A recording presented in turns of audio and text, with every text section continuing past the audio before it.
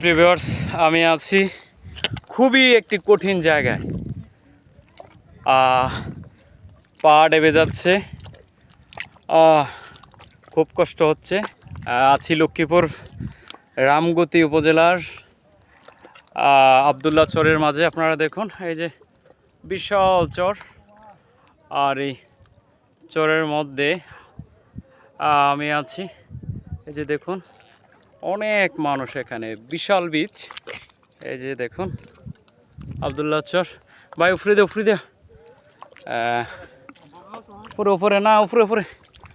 তো এই হচ্ছে অবস্থা, দেখুন খুবই কষ্ট হচ্ছে আমাদের সকলের।